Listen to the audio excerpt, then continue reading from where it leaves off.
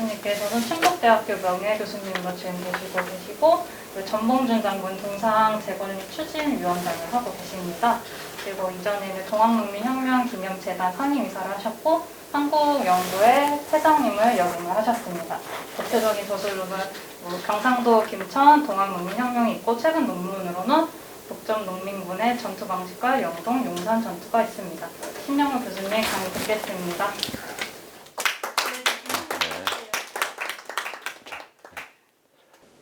자, 소개를 받은 신영우입니다. 이걸 좀 바꿔야 되겠죠. 제가 그 백신은 다 맞았고 또 검사할 때마다 음성으로 나왔습니다. 오늘 이 주제를 제가 처음으로 준비를 했습니다. 대체로 이렇게 강의하러 나오면은 그동안에 어떤 공부를 해왔는가 하는 것을 먼저 소개를 하는데, 저는 이제 처음 역사 공부를 하면서 한국 사회가 전근대에서 근대로 어떻게 전환해 갔는가 하는 것을 주제로 해서 공부하려다가 그 첫 주제로 새로운 자료를 발굴해서 동학농민군의 후손을 만나서 조사를 하다가 거기에 꽉 잡혀가지고 지금까지 이 주제로만 공부를 해왔습니다. 어제 다른 데로 나가기가 어려웠어요. 이제 그건 여기서 세세하게 말씀을 드릴 수가 없는데, 동학농민혁명이 100주년을 계기로 해서 명예회복을 위한 학술 또는 사회운동, 언론운동 여러 분야에 거쳐서 이루어졌습니다. 그런데 그 가운데서 각 지역에서 벌어진 사건을 구체적으로 해명하는 것, 이게 중요한 그 주제가 됐었죠.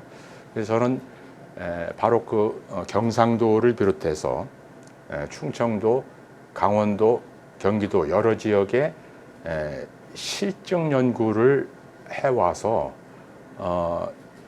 동학농민혁명의 성격은 어떻다, 역사적인 의의는 어떻다 하는 그런 식의 글은 의도적으로 쓰지를 않았습니다.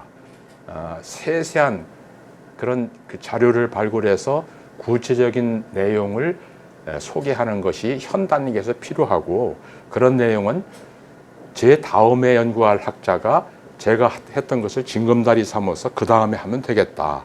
이미 이전 단계는 우리 선배 원로 학자들이 큰 주제는 다 일정하게 정리를 해놨습니다. 그걸 더 이상 새롭게 하기는 어려운 단위이기도 했었지요. 자, 그래서 각 지역의 구체적인 사례를 조사하다 보니까 제가 원하는 그런 주제를 잡아서 글을 쓰는 것이 아니라 그때그때마다 학술대에서 요청하는 대로 글을 쓰는 것이 오래됐습니다. 그래서 표현이 적합하지 않은데 주문 생산을 했다. 아마 논문을 주문 생산했다는 말은 잘 이해가 안 됐을 겁니다. 이제 그렇게 해왔어요. 왜냐하면 제가 접근하는 그런 자료는 처음 발굴하는 것이 많습니다. 그리고 국내 자료뿐만이 아니라 일본 자료를 봐야지만 같이 검토할 수 있고, 또 당시 청나라 중국 자료를 봐야지만 알 수 있는 그런 내용이 많았기 때문에 그렇죠. 자, 그래서 여러 사례를 조사해서 발표를 했는데 손병희 선생과 관련된 것은 이번이 처음입니다. 아무 데서 요청하지도 않았고, 제가 충북대학에 있었는데도 불구하고 그 지역이든 또는 천도교 쪽과 관계해서 여러 가지 일도 했지만은 이 주제를 잡아서 한 적이 없었습니다. 그래서 이 주제를 처음 받았을 때 이걸 논문으로 쓸 경우 어떻게 구성하면 되겠는가 하는 그런 생각을 잡고서 해왔습니다. 그래서 기존에 제가 썼던 글을 참작을 하고, 제가 당시에 새로 조사해서 확인한 내용들, 그리고 그 이후에 2차 봉기에 참여해서 북접교단, 동학교단이 한 역할이라든가 이런 것을 종합해서 일정하게 정리를 한 겁니다. 자, 그러면 이거를 한 장 한 장 넘어가면서 말씀을 드리도록 하죠. 자, 우선 전체의 그 차례는 이런 내용입니다. 자, 그 다음 손병희 선생에 관해서는 우리가 다 잘 알고 있는데 이미지가 이렇게 딱 정해져 있습니다. 3.1운동과 손병희 이렇게 되어 있죠. 국사 교과서에 이런 식으로 표현되어 있습니다. 1919년 3월 1일 손병희, 이승훈, 한용운 등 민족 대표 33인 하면서 설명하고 있죠. 이것이 처음 나오는 손병희 선생의 이름이죠. 이것이 중학교 때 배우고 아마 중학교 때 이전부터 계속 이름을 듣다가 고등학교 때 대학에서도 이런 식으로 공부를 하니까 이것을 벗어날 수가 없게 되는 것이지요. 그래서 동학농민혁명과 관련된 손병희 선생에 대한 이해는 3.1운동 민족 대표에 가려져서 보이지가 않습니다. 그리고 1894년 동학교단과 손병희 선생에 관련된 실증 연구가 거의 없었습니다. 그런데 자료가 없느냐? 있긴 하거든요. 시천교 종역사, 이건 제일 처음에 나온 동학 관련된 역사책입니다. 그리고 천도교 창거사 등이 있는데 여기에는 부분주로 되어 있고 설명이 잘 되어 있지만은 전체를 재구성할 수 있을 만한 그런 내용이 아니기 때문에 지나가 버립니다.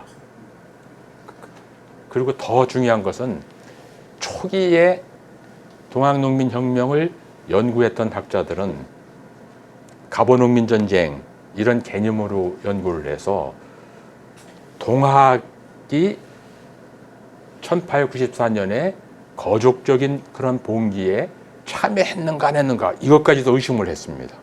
저희가 대학 때 그렇게 배웠습니다. 그리고 했다고 하더라도 그건 외피에 지나지 않는다. 실제는 19세기 이후에 역사 발전에 따라서 이루어진 농민운동의 흐름에 따라서 봐야 되는 것이지 동학과 관련된 것은 그렇게 중요한 것이 아니다. 이렇게 배웠지요. 그래서 저도 처음에 그렇게 시작을 했습니다. 그런데 자료를 찾고 현지 조사를 하고 특히 경상도 지역에서 조사를 하다 보니까 동학과 관련되지 않고 1894년에 이 대사건을 이해하기가 어렵다. 이렇게 생각하게 됐지요. 그래서 갑오농민전쟁에서부터 동학농민봉기, 동학농민혁명 이런 식으로 그 용어도 쓰게 됐고 꼭 동학농민군이라고 붙여서 씁니다. 근데 이게 쉽지 않았습니다. 이건 그 적절한 것인지 모르겠는데 표현이 만약에 동학농민혁명 이런 식으로 쓰거나 동학농민군 이렇게 쓰면은 학위 논문이 심사가 어려워질 그런 정도입니다. 아마 지금 단계와 비교하면은 그랬다 하는 것을 이해를 하고서 보셔야 됩니다. 자, 그다음. 자, 왜 동학농민혁명과 손병희 선생을 연결해서 이해하지 못하게 됐는가? 주로 남점농민군을 중심으로 해서 교과서가 서술되어 있습니다. 그리고 영웅이 있는데 그 영웅이 전봉준입니다. 전봉준 외에 다른 사람들은 그건 잘 보이지가 않죠. 그래서 전봉준 장군을 내세우는 것이 이게 문제냐? 그건 아닙니다.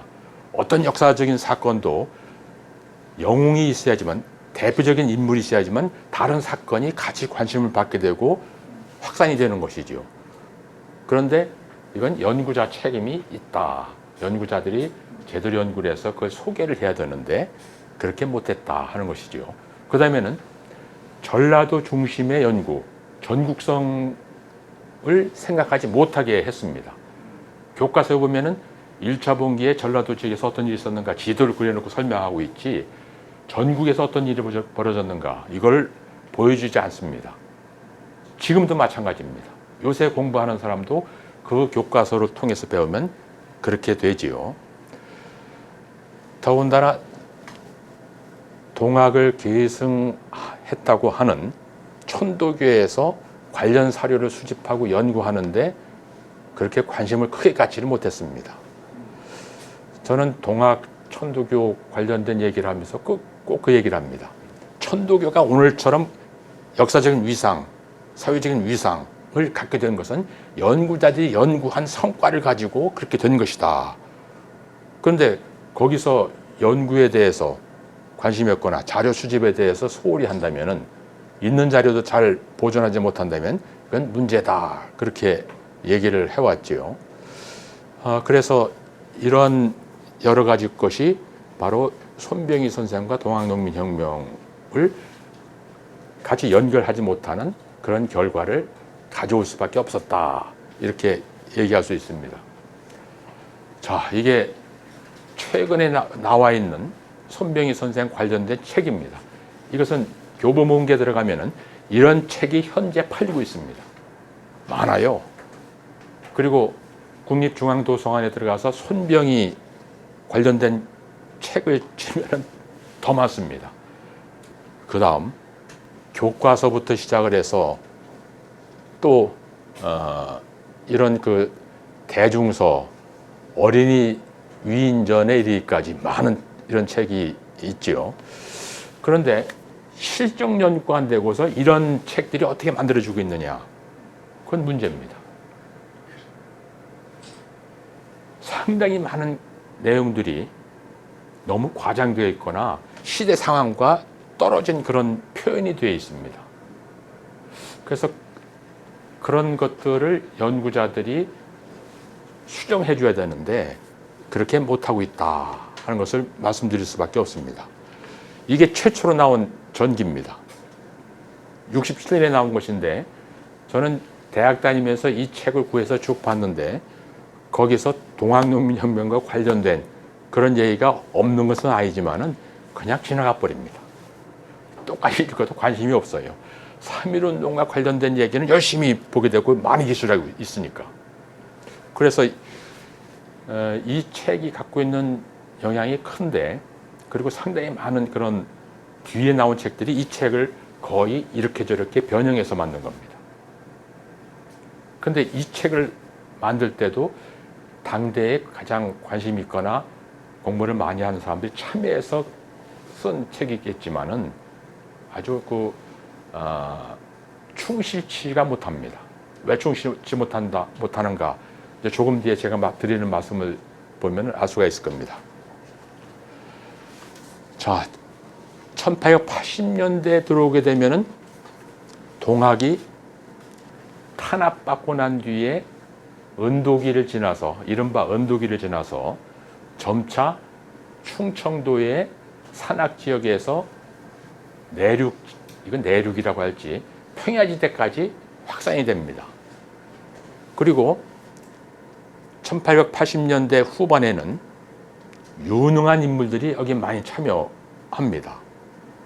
그 인물들이 바로 서장옥, 황하일, 손천민, 손병희, 이 시기에 동학에 들어가게 되지요.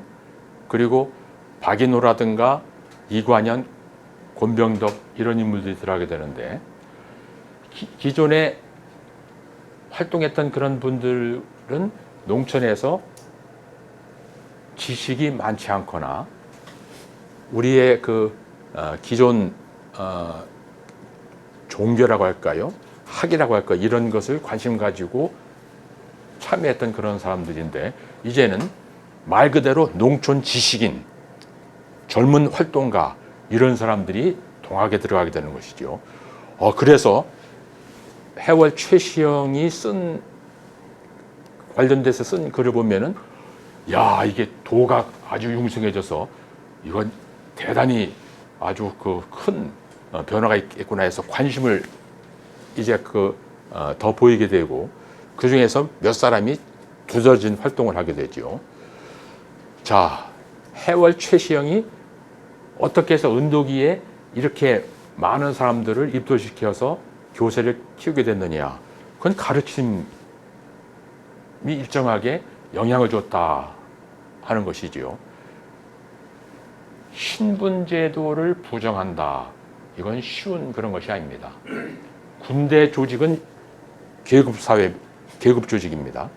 그런데 군대 들어가서 모든 계급은 평등하다, 없다 이렇게 얘기한다면 그건 큰일 나는 거죠. 조선국가, 전근대 전 세계의 사회는 신분제 사회였고 그런 신분제 사회는 철저하게 상하관계 질서가 이루어지고 있었고 그것을 지키는 것이 법입니다. 그래서 만약에 신분제를 보장한다 하면 어떤 일이 벌어지는가? 이건 법에 의해서 처벌받게 되는 것이지요. 자, 그런데 그런 것을 극복하는 그런 설법을 하게 되지요.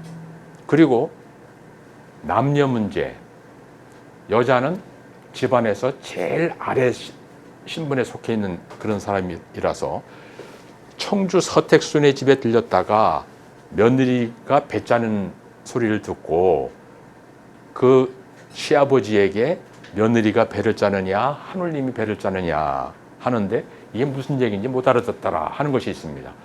손병희 선생이 태어난 대주리의 바로 이웃말이 그 맘입니다. 여기서 이런 설법을 했던 것이지요. 자, 그리고 어린아이를 때리지 마라. 자, 어린이에 관한 그런 새로운 인식, 이것은 굉장히 중요한 그런 것이죠. 전 세계에서 남녀 문제라든가 또는 어린아이에 관련된 것을 이렇게 완전히 다른 근대, 현대식 그런 관점에서 가르치는 것은 동학이 가장 앞섭니다. 매우 중요한 그런 사건이지요.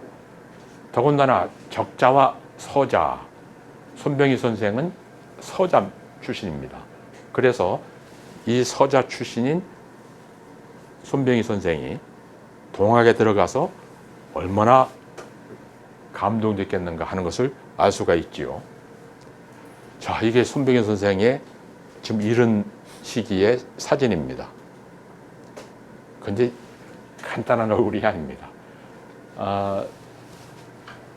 황교안 동학농민혁명 기념관에서 동학농민군의 사진, 살아남아서 뒤에 사진을 남긴 것이 있으면 그걸 모아서 전시회를 가졌는데 제가 몇 사람을 소개해서 전시하도록 했습니다. 저도 처음에 아무리 자료를 봐도 동학농민군은 농촌에서 활동하거나 했고 학식이 있는 사람이 많지 않고 무지렁이다 이런 개념이 있었습니다. 그런데 금산에 가서 어느 집에 대청에 걸려있던 사진을 보고 나서 깜짝 놀랐습니다. 저 할아버지가 가보년에 동학농민군으로 활동했던 분이랍니다. 그 얼굴 보니까 이거는 무지렁이 같은 그런 개념이 아닙니다. 단데 가장 진보적이고 가장 앞서갔고 또 이런 새로운 사상을 받아들였던 그런 인물들이 동학농민군으로 나가서 활동했던 것이죠. 그리고 목숨을 내놓고 싸웠습니다. 이건 무기의 차이 때문에 가서 싸우면은 이건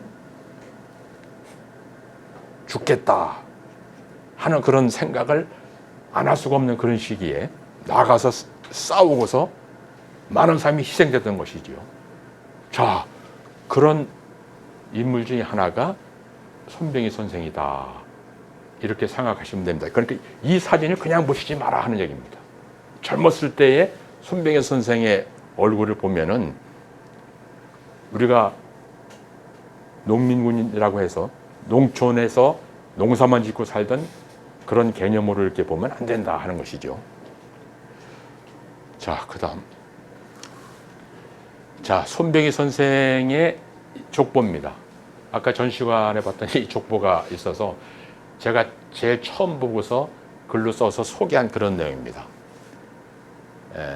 아버지가 두흥인데 충청도 청주목에 이방을 했다 이렇게 얘기되지요. 근데 이방 기록은 어디서 찾을 수가 없었습니다. 그리고 손자인 손천민도 이방을 했다 나오는데 역시 기록을 찾아봤지만은 어디 남아있는 것이 없습니다. 이 두흥은 본부인이 전주이시고 소실이 경주 최씨입니다. 본부인한테는 아들 하나 병곤이라는 아들을 낳고 그 아들의 아들, 손자가 손천민 대접주입니다. 그리고 둘째 아들이 경주 최 씨에게 낳는데 손병희 선생입니다. 1861년에 낳지요.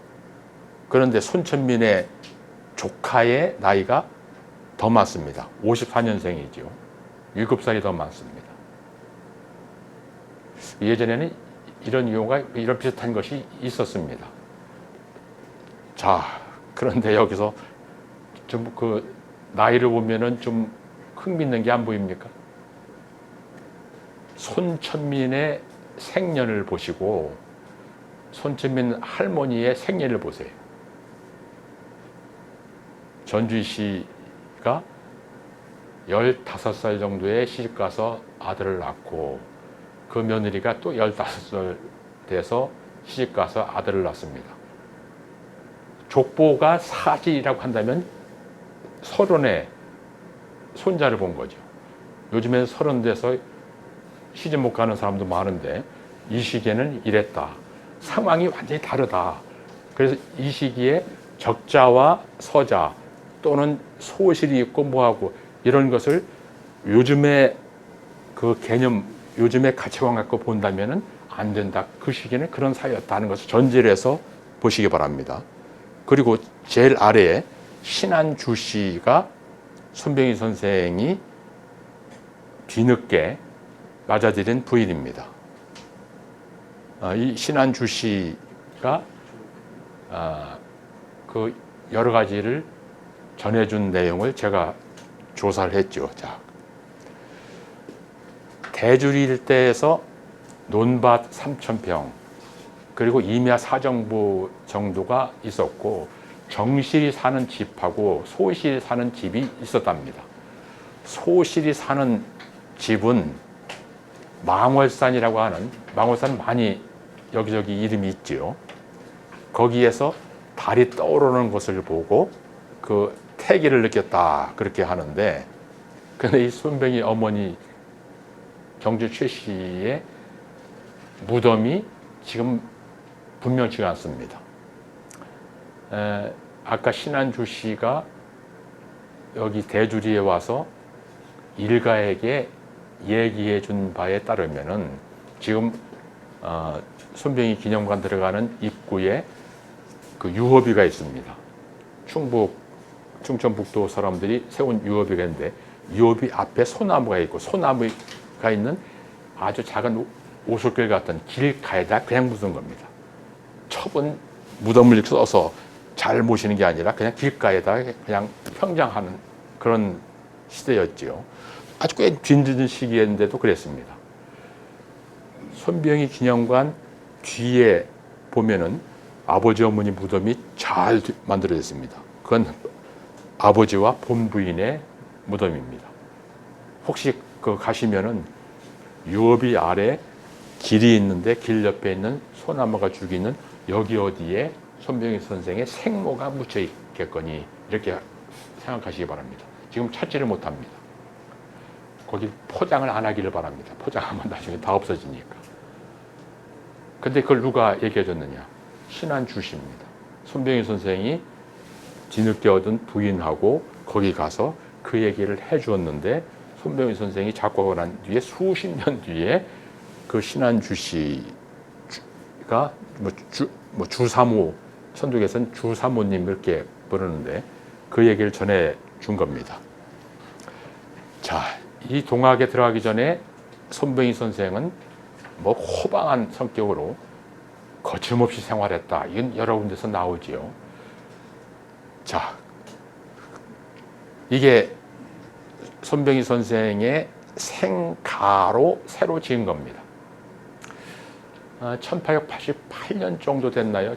그 제가 처음 가서 너무 손병희 선생 생가가 없어지고 퇴락해가지고 이건 이렇게 해서 안 되겠다고 해서 몇 사람하고 같이 신문에 그걸 실리고 또 방송에도 그걸 냈습니다. 그랬더니 당시 청원 군청에서 생가를 복원한다고 이렇게 해놨습니다. 근데 하나도 고증이 안 된 겁니다. 아마 요즘식으로 한다면은 조달청에다가 입찰 공고를 했는데 누가 낙찰을 받아가지고 고증 안 받고 그냥 만든 것 같습니다. 자, 그 다음에 보면은 이게 현재의 모습입니다. 자, 그 다음 이게 왼쪽 위에 있는 것이 본래 이 집에 손병희 선생이 살았던 형태인 것이고 오른쪽은 지금 새롭게 복원했다는 겁니다. 근데 왼쪽을 누가 얘기해 줬느냐? 손기호라고 하는 사람이 바로 손병희 선생의 형의 손자 되는 분이 이 집에서 살았답니다. 오랫동안. 그래서 이렇게 설명해 주었는데 이걸 복원하는 사람이 전혀 와서 듣지 않고 저렇게 줬다고 하지요. 하여튼 가보면은 여러 가지로 이게 사람이 이렇게 살 만한 그런 것이 아니다 이렇게 생각이 드는데 근데 더 문제가 되는 것이 유적지, 생가, 마을이 있으면은 기념관 짓거나 기념시설을 지을 경우에 멀리서 차를 내서 걸어 들어와서 거기를 들어가야 됩니다. 그런데 그 집을 포함해서 일대를 싹 평탄 작업을 하고 거기다가 기념관 만들고 잔디밭을 만들고 그렇게 했습니다. 자, 그 다음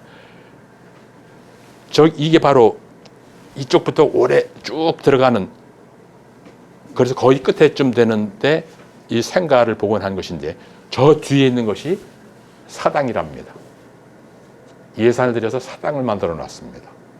근데 이 사당은 천두개에서 안 씁니다. 천두개는 제사 지낼 때 청수 한 그릇 놓고서 봉송을 하지요. 그런데 이걸 딱 관에서 저어놓고서 이걸 위패를 모셔놓고서 해서 제사 지내라고 하니까 아무도 그걸 안 씁니다. 그래서 저기 기와집이 좋지요. 지금 가면 아무도 안 살고 무슨 짐승도 안 오고 사람도 없고 하니까 참새가 새끼치는 데가 됐습니다. 참새가 무수하게 그냥 그 한여름 되면 날아다닙니다. 이게 그 지역의 모습입니다. 자, 여기 손병희 선생 유호지라고 해서 한 가운데 있는데 북쪽이 기념관이고 오른쪽에는 첫 번째 곳이 생가로 복원한 것이고 그 뒤에 있는 나무가 많은 곳이 망월산입니다. 크질 않습니다. 그리고 이 자리가 유허비가 있는 것이고 손병희 선생의 생모의 무덤이 있는 데가 이 길가입니다. 이러면 전체가 파괴되시죠. 그리고 아까 며느리가 누구냐고 물었던 금암리가 저 길, 새로 난 길 오른쪽에 있는 저 마을입니다. 그래서 해월 최시영이 일찍부터 여기 와서 포교를 했던 동학마을이다. 이렇게 보시면 됩니다. 자 이게 세교리라고 하는 데인데 오른쪽 저 아래에 있는 그 집 있는 데가 길 끝이 초장약수입니다. 그리고 왼쪽 이것이 청주공항입니다. 이쪽은 내수고 여기에 석화천 있는데 석화천 아래 세교리가 있지요. 이것은 예전에 다 없던 자리고 마을도 크지 않고 여기에 장터가 있었답니다.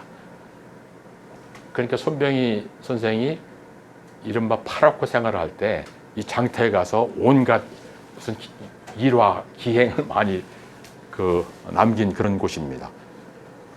그리고 저 위쪽이 바로 대주리가 있고 금암리가 이렇게 보이지요. 자, 동학교단에 1880년대에 들어가게 되면은 새로운 필요가 있게 됩니다. 사람이 많이 늘어나니까 우선 경전을 만들어서 널리 알려야 되지요. 그래서 인제 경진판, 목천에서 개미 중춘판 이런 동경 대전 등등이 만들어집니다. 두 번째는 의례가 정비될 필요가 있습니다. 도망다니다 보니까 사람이 많이 모여도 교조, 최재우에 대한 제사를 지내거나 주문을 외우거나 또 여러 가지 행사를 할 때 의례 법식이 있어야 되는데 그 법식이 마련되지 않았지요. 그게 필요했는데 그것을 맡아서 했던 사람이 서장욱입니다. 한 30년 여년을 중으로 지낸 사람인데 최시영이 절에서 만난 뒤에 동학에 입도해서 동학에서 이런 법식 등등을 잘 정비를 해서 정말 필요한 사람이었지요.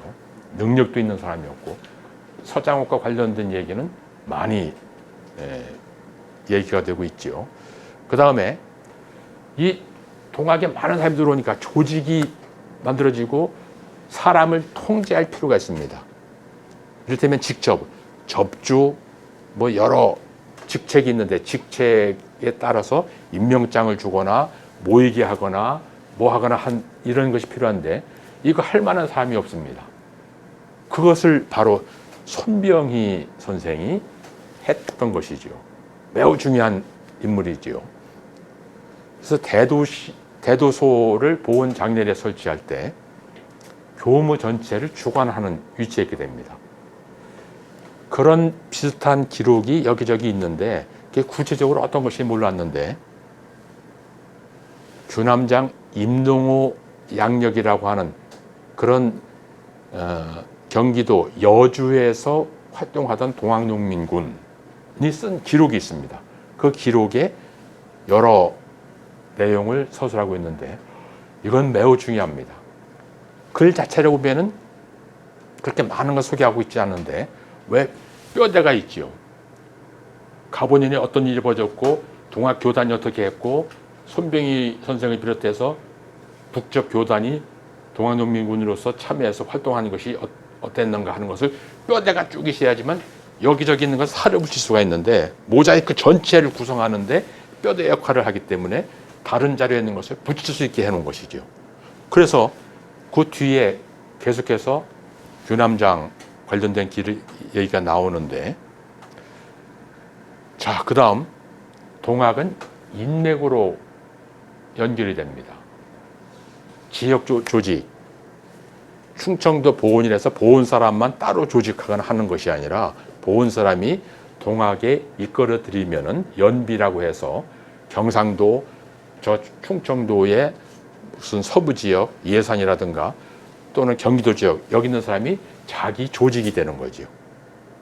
그래서 이런 자기 조직 내 자기가 그 조직을 접이라고 한다면 그 접에 소속된 사람이 또 달리 많은 사람을 동학에 포교를 해서 끌어들이면은 그 사람이 또 접주가 될 수가 있지요.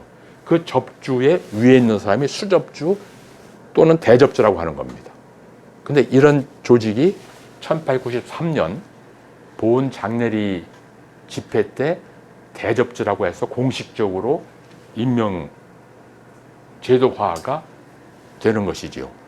그래서 취회를 보면은 여기에 큰 깃발은 보구한민 1893년 보훈 장례리 때입니다. 충의, 선의, 상공해서 이게 충의포, 선의포 해갖고 충은 충주, 선은 선산, 상공은 상주, 청의는 청주, 청의 대접주는 손천민이죠. 손병희 선생의 조카입니다. 이런 식으로 대략 보시면은 알 수가 있죠. 그런데 손병희가 대도소 안에서 실무를 맡은 사람인데 어떻게 해서 대접주가 될 수 있었느냐? 이용구 때문에 그랬습니다. 이용구는 우리가 잘 알고 있는 인물인데 일진회 회장을 하고 나라가 망할 때 여러 가지 일을 벌려서 지탄이 되고 있는 그런 인물이지요. 그런데 상주 출신으로 동학에 들어가서 충주 외소촌 황산이라는 데 거점을 두고 많은 교도들을 입도를 시켰습니다. 그래서 손병희가 바로 대접주가 되는 것은 그런 배경 때문이 아닌가 이렇게 생각되죠. 구체적인 그런 내용은 없지만은 그 아래에서 제일 유망했던 인물이 이용구다 하는 것이죠. 이용구의 나이를 보면은 매우 젊습니다. 1868년입니다. 그 오자가 났습니다. 1894년으로 딴데도 20대인 거지요. 그런데 하여튼 매우 윤회했던 그런 인물로 보입니다. 자, 그 다음 1894년에 이제 동아농민혁명과 관련된 얘기가 시작됩니다. 1차 봉기가 일어나고 청나라와 일본이 군대를 보낸 뒤에 일본군이 경복궁을 점령합니다. 자, 이렇게 파랗게 쓴 것은 주로 전라도 지역에서 일어났던 일입니다.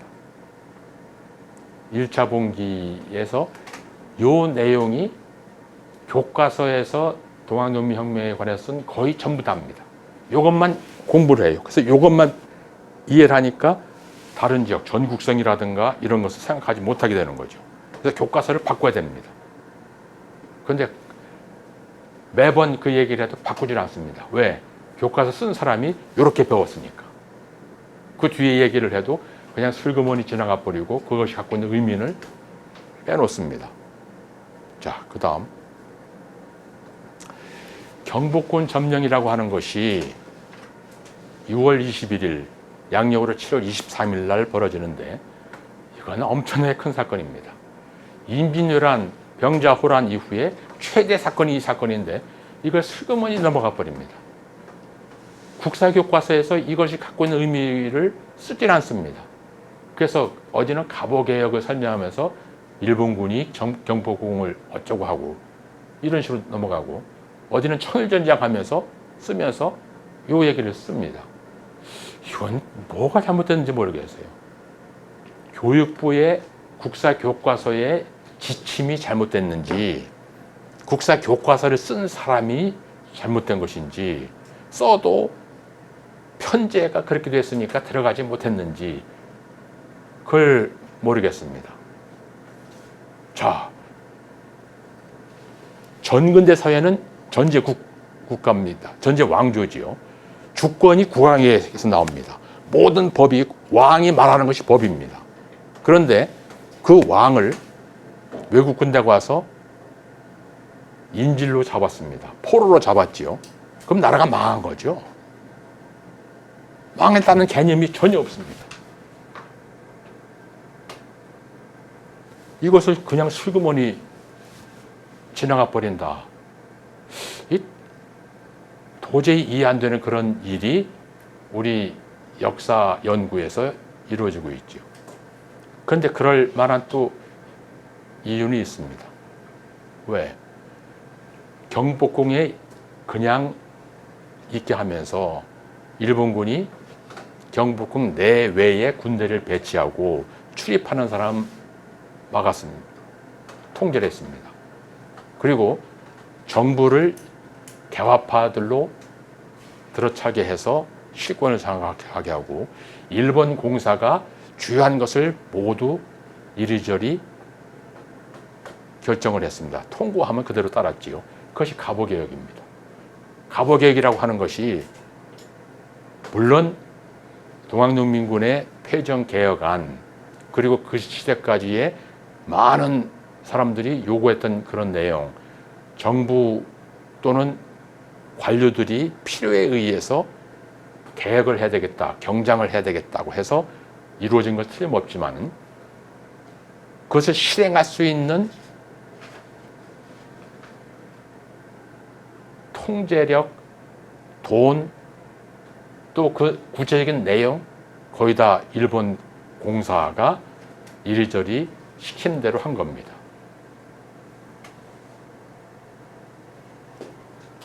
그리고 그렇게 개혁이 이루어진다고 하니까 나라가 망한 그런 상태인데도 불구하고 그러니까 하고 넘어가 버립니다. 그리고 대원군이 왕을 대신해서 섭정으로 일정한 기간에 활동을 했지요. 대원군에 대한 당시 백성들의 신망은 대단했습니다. 오랫동안 나라가 뒤흔들렸을 때 대원군이 들어가서 10년간 정치한 것이 그렇게 많이 신망을 얻게 한 것이죠. 나중에는 민심이 떠나게 됐지만은 민씨 정권이 들어서서 더 크게 나라를 망쳐먹으니까 다시 대원군에 대한 그런 신망이 쏟아지게 된 것이죠. 딱 대원군을 세워놓습니다. 그리고 민씨 정권에서 원망의 원성의 대상이었던 민씨 척족들을 내쫓아 버립니다. 그러니까 하고 지나가 버린 겁니다. 당시에도 그랬고, 심지어는 경복궁이 일본군에 의해서 점령되고 왕이 이런 상태다 해가지고 유생들이 의병을 일으키려고 하니까, 무슨 의병을 일으키느냐, 호랑이가 집안에 들어와서 있으면 살살 달래서 내쫓아야지, 그거를 내쫓겠다고 하면은 집안에서 사람들이 해를 입을 수 있다 해가지고 거꾸로 관리가 그걸 금지를 합니다. 그런데 그 시기에 봉기를 해서 일본 세력을 내쫓자 한 것이 동학농민군이었던 것이지요. 자, 그 다음 더 큰 사건이 벌어집니다. 청일전쟁이 국내에서 벌어지는 겁니다. 경복궁을 점령한 이틀 뒤에 성안 풍도 해전이 벌어지게 되고, 또 며칠 뒤에 성안 전투가 벌어집니다.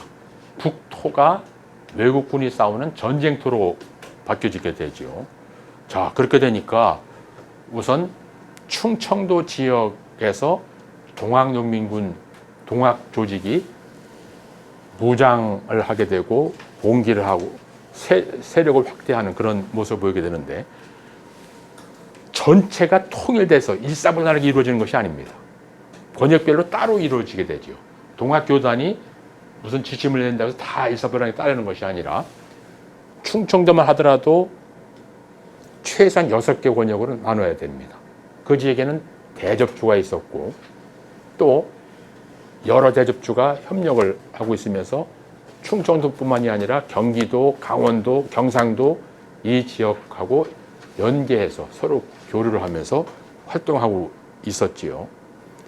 이것이 경상도도 마찬가지였고, 경기도도 마찬가지였고, 강원도, 황해도까지 이런 상태에 있었습니다.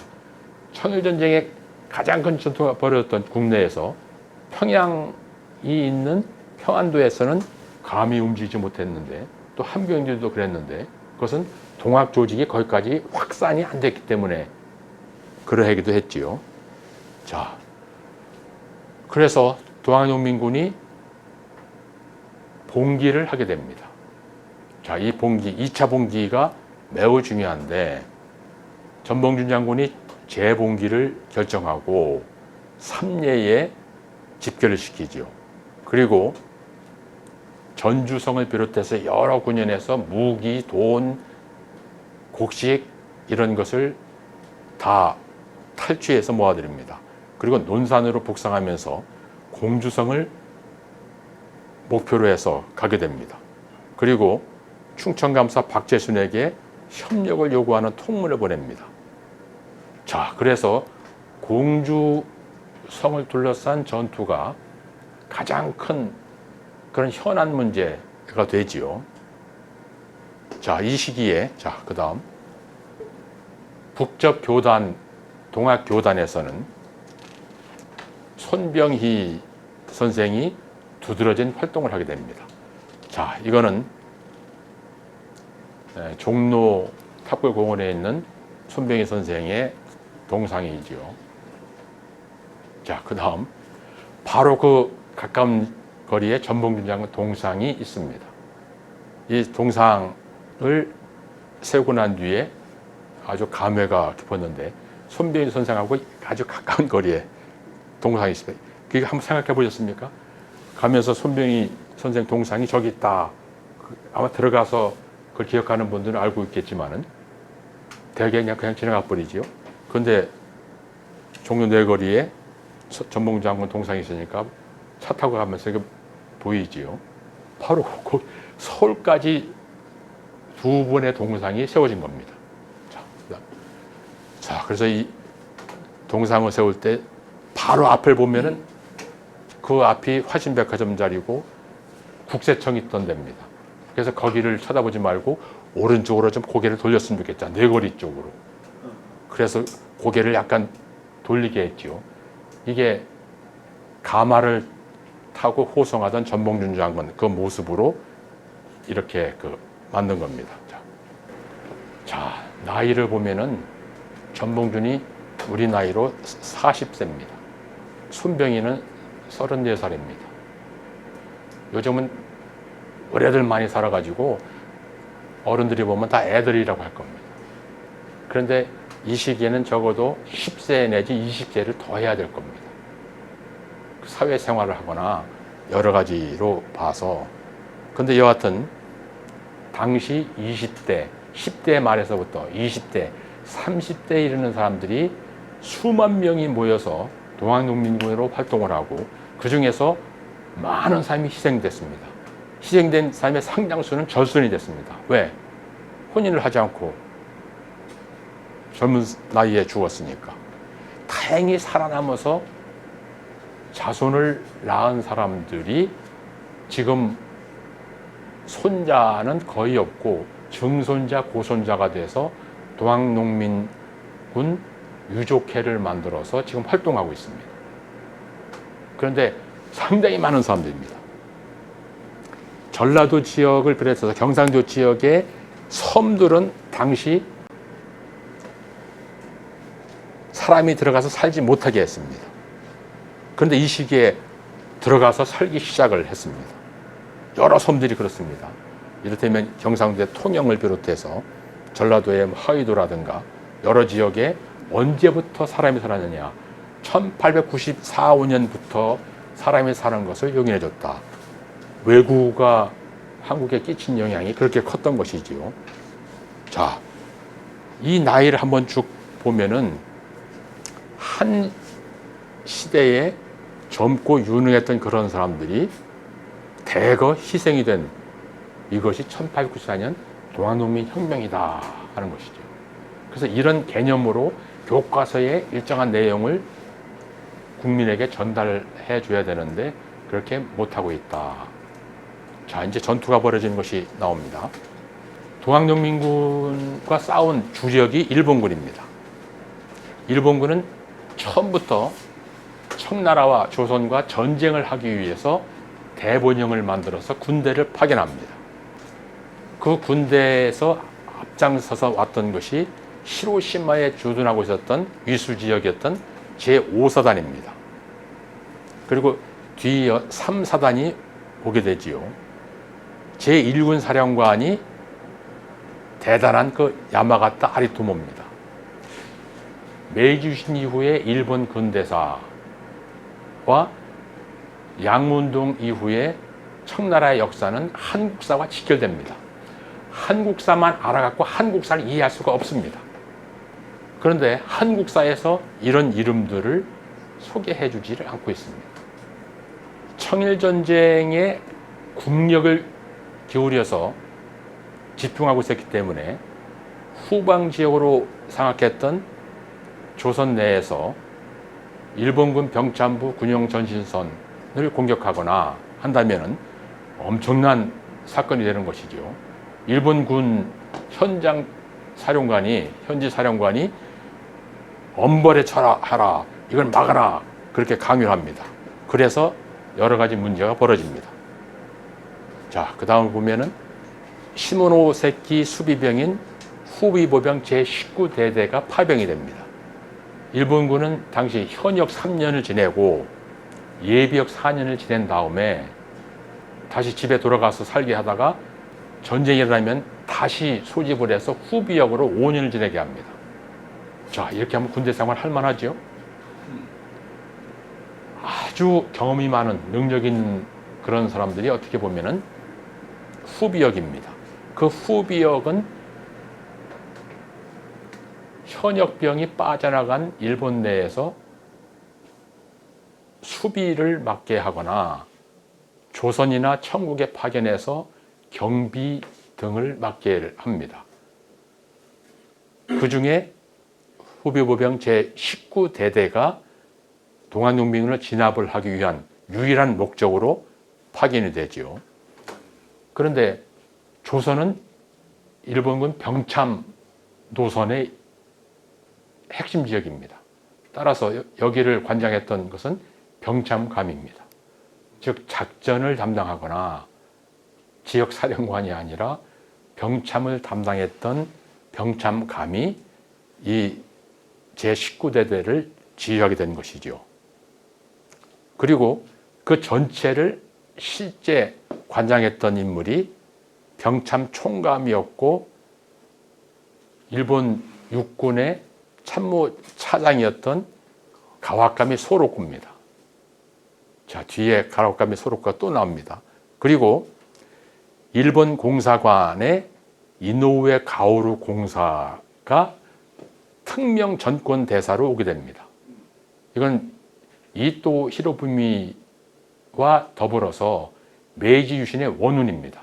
실제로 메이지 유신을 일으키고 외무 대신부터 내무 대신 모든 그 고위직을 다 역임했던 사람이 직급을 떨어뜨려서 조선의 특명 공사로 와 있는 겁니다. 그러니 이 인물이 그냥 인물이 와 있는 게 아닙니다. 왕을 장악해가지고 갑오개혁을 하도록 강요하고, 갑오개혁의 구체적인 내용 이틀에 걸쳐서 왕을 교육을 시킵니다. 그리고 군사 지휘권을 일본군 장교에게 넘기도록 합니다. 실제 그랬습니다. 또 일본군이 와서 진압할 때 관료들을 따라다니면서 다 협력하도록 했던 것이지요. 그래서 이 후비보병 보통 대대는 4개 중대가 1개 대대입니다. 그런데 후비역은 인원이 많지가 않으니까 3개 중대로 이루어졌는데 이것을 서로군, 중로군, 동로군으로 나누어서 남하를 시킵니다. 이 3개 중대가 조선 군대 경군과 같이 다니면서 조선 전체를 장악하면서 각 지역에서 동학농민을 진압하는데 말이 진압이지 학살이 벌어지는 거죠. 자, 화근을 초멸하라 하는 영이 내립니다. 이건 다 죽이라는 얘기입니다. 민간인까지도 다 죽여라 이런 명령을 아무리 군대라지만 내리지 않습니다. 근데 청일전쟁이라고 하는 청나라와 국가의 생존을 놓고서 싸우는 그런 전쟁에 방해가 되니까 이건 다 제거하라는 명을 내린 것이죠. 이 3개 중대 외에 동학농민군을 진압하도록 지원했던 부대가 18대대의 1개 중대, 그리고 6연대 6자는 6사단 소속입니다. 6사단에서 관할하고 5연대는 5사단에서 관할하고 그런 것이지요. 해군도 축팜이라고 하는 함정을 남해안에 보내면서 육전대, 해병대를 탑승시켜서 남해안에서 진압하도록 합니다. 그리고 중요한 것은 병참부의 수비병, 처음에는 혼성 제9여단 병력이 맞다가 10연대에서 1개 대대를 파견해서 병참부 수비를 맡게 했습니다. 자, 그 다음. 이 인물에 대해서 모르면 한국사를 제대로 공부한 사람이 아닙니다. 단연코 얘기할 수 있습니다. 일본 육군의 천재 중에 한 사람입니다. 독일에 유학을 해서 비스마르크에 강력하게 양성된 독일 군대의 편제, 훈련, 여러 가지 제도를 배워서 온 인물입니다. 그리고 청일전쟁 전체를 기획해서 실제로 참모총장을 대신해서 모든 것을 지휘한 인물이 가와카미 소로쿠입니다. 1893년에 정보장교들과 같이 조선에 들어와서 경복궁을 방문해서 고종을 만났던 인물입니다. 1895년 을미사변이 벌어졌을 때 제일 첫 번째 보고가 가와카미 소로쿠에게 보내집니다. 이토 히로부미는 매우 중요한 인물이지만은 그건 정치에서 대표하는 인물이고 실제 군대에서는 누가 일을 실행했느냐 하는 것을 봐야 되는데 우리는 이토 히로부미를 앞세워 놓고서 뒤에 있는 인물은 다 모릅니다. 배우지도 않고 국사책, 중국사책, 일본사책 어디에도 이런 것을 기록하고 있지 않지요. 무지하게 짝이 없는 겁니다. 나라가 망했으면서 어떻게 망했는지, 어떤 방식으로 망했는지, 어떤 군사 작전에 의해서 망했는지를 알아야 되는데 아예 지금까지 광복 이후에 70여 년이 지났는데도 관심이 없습니다. 이런 나라는 이거는 역사 교육이 제대로 된 것이 아닙니다. 자, 가와카미 소로코라고 하는 인물을 한번 보시죠. 어떤 일을 했는가. 자, 그 다음 이노우에 가오로는 어떤 인물인가. 강화도 조약 때 일본 측 부사로 와서 불평등 조약을 체결하는, 자, 불평등 조약은 여러 가지가 있죠. 관세를 설정하지 않는 조약이라든가 뭐라든가 다 배웠는데 그걸 누가 했느냐. 조선 대표가 근대 외교에 대해서 전혀 모르고 있는 상태에 나오니까 머리 회전이 굉장히 빠른, 그리고 처음부터 테러 분자로 시작합니다. 일본 공사관 방화해서 여러 실천하는 그런 일을 맡았던 테러의 하수인, 동시에 이토 히로부미와 더불어서 영국에 유학 가서 영국의 여러 상황, 국제 정세를 파악하고 있는 그런 인물. 그래서 정한론을 극력 막았던 인물. 일본이 국력이 세지게 되니까 다시 조선에 와서 모든 것을 이리저리 좌지우지했던 인물이지요. 동아영민군 진압을 현지에서 지휘했던 실제 책임자가 이노우에 가오로다 하는 겁니다. 자, 이노우에 가오로 역시 이토 히로부미 뒤에 있어서 전혀 모릅니다. 왜 이등병만 이렇게 많이 말을 합니까? 뭐가 잘못된 겁니다. 을미사변 이후에 왕비를 시해했던 군인들 등등을 일본으로 소환시키는데 거기서 증거불충분으로 다 석방을 하고, 석방한 인물들은 다시 고위직에 올라가서 출세를 하게 했습니다. 그거를 직접 와서 처리했던 인물이 이노우에 가오로다 하는 거죠. 자, 그 다음. 자, 이제 손병희 선생이 어떤 역할을 했느냐. 이용구의 황산 거점에 충청도 북부, 경기도 남부의 광주, 여주, 안성, 죽산 뭐 여러 지역, 그리고 강원도의 동학농민군이 집결합니다. 경기도 지평에 맹영제라고 하는 민보군, 나중에는 현감이 된 인물이 주변을 다니면서 동학농민군을 학살을 했습니다. 포수를 동원해가지고 매우 유능하게 제압을 했지요. 맹영제가 온다는 소문을 듣고서 다 도망가서 황산에 집결한 겁니다. 바로 그 구체적인 내용이 아까 얘기했던 규남장 임동호시 양력에 여러 가지로 나옵니다.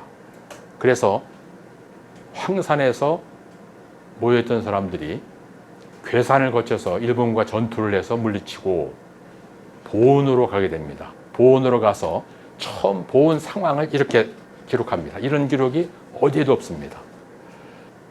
팔도 도인이 협력해서 대도소를 장안 동리에 장 8칸, 광 6칸, 굉장히 큰 집입니다.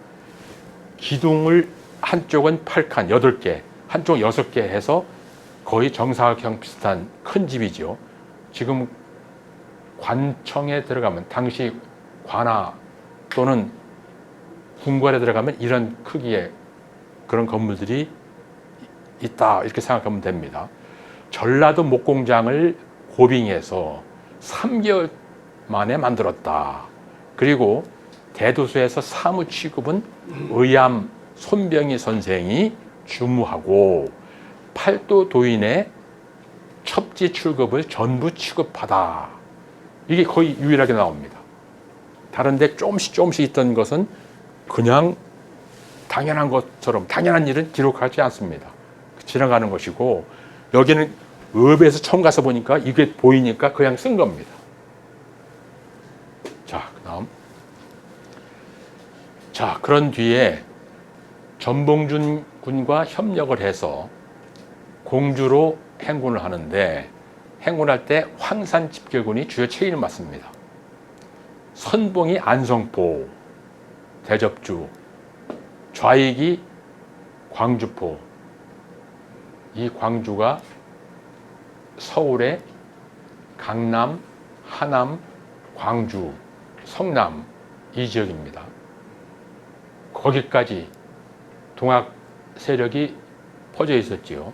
현재 성남 비행장 근처에 동학에서 활동하던 분의 후손이 그 당시 살았던 마을이 거기다 해서 조사를 한 적이 있습니다. 자, 그래서 북점농민군이 공주에 가서 첫 번째 전투를 하는 것이 대기전투입니다. 10월 23일 날 경리청병대와 전투를 벌이게 되지요. 즉 손병희 선생이 이끄는 동학교단이 기포령을 내려서 소집한 그런 사람들이 처음 전투를 여기서 크게 벌이게 되는 것이죠. 그런 뒤에 논산으로 이동해서 합제를 하게 됩니다. 자, 날짜별로 쭉 따지면은 아주 급박합니다. 막 큰일이 벌어지게 되죠. 9월 10일 날 전봉준 장군이 재봉기를 결정하고 동학교단은 9월 18일 날 기포령을 내립니다. 22일 날 서울에서 양호 도순무영이 설치돼서 진압하도록 합니다. 그래서 경군 전체 각 도 병사 수사 지방관에게 명령을 내려서 이를 진압하라 합니다. 10월 초에는 경상도에서도 많은 봉기 상황이 입고되고 상주성이 점령이 되고 선산성이 점령되는 일이 있는데 충청도에 한정한다면은 중순의 15개 군현에서 무기, 화약, 돈, 곡식이 탈취됩니다. 왜? 거기서 무기를 갖고 있으니까. 서울시청 지하에 보면은 군기시 자리가 있어 그 전시장이 있습니다. 그 지하에 내려가면은 거기서 화승총을 만들어서 전국에 있는 병영 또는 군현에 보급을 합니다. 왜? 경찰한테 무기를 냈대지. 요즘 같으면은 당시 내부에서 도적이 있거나 화적이 있거나 한다면 이걸 막기 위해서 무기를 만들어야 되는데 각 군현에서 만들지 못합니다. 그래서 군기시에서 만들어서 보냈는데 그것을 탈취한 겁니다. 10월 3일 대전평에서 충청병의 병대 73명이 피살됩니다. 이거 굉장히 큰 사건이죠. 이것도 그냥 소용문이 넘어갑니다. 구체적인 자리가 어디냐? 카이스트 앞으로 흐르는 갑천이 있습니다. 카이스트는 큰 다리를 건너서 오른쪽에 있는 데고, 아니 왼쪽에 있는 데고, 오른쪽에 있는 마을이 신질이라고 하는 그 지역인데 거기서 73명이나 죽게 됩니다. 이 이후에 관군들이 동학농민군만 만나면 죽이려고 그냥 한 번 싸워서 많이 세게 되면은 그 다음부터는 이게 뭐 그 얘기로 되거나 논리로 되거나 하는 것이 아니죠. 서로 죽고 죽이는 것이 벌어지는데 그런 일이 벌어지게 되죠. 10월 9일 날 교도중대 경군 가운데서 뽑아가지고 일본군에게 훈련을 시킨 중대가 교도중대입니다. 그 훈련시킨 사람이 시라키와 미야모토인데 미야모토 다케타로를 기억을 하실 수 있어야 되는데 민비를 시해했던 인물이 이 미야모토입니다. 가보년에 와서 동해농민군을 진압했던 일본군 장교가 그 다음 해까지 남아있으면서 이런 일을 벌였던 것이죠. 자, 논산에서 남쪽과 북쪽농민군이 합세를 했는데 남쪽농민군은 경천 방면에서 즉 오른쪽에서 논산 오른쪽에서 효포 방향으로 공격을 했고 북쪽농민군은 이인에서 봉황산 방면을 공격합니다. 일본군이 멀리서 봐서 이런저런 얘기를 많이 써놨는데 대략 추산을 했는데 남조 농민군은 한 2만 명, 북전 농민군은 1만 명인데 보이는 것만 해갖고서 뒤에 있는 그런 것은 모릅니다. 그럼 전체 얼마나 됐을 것이냐?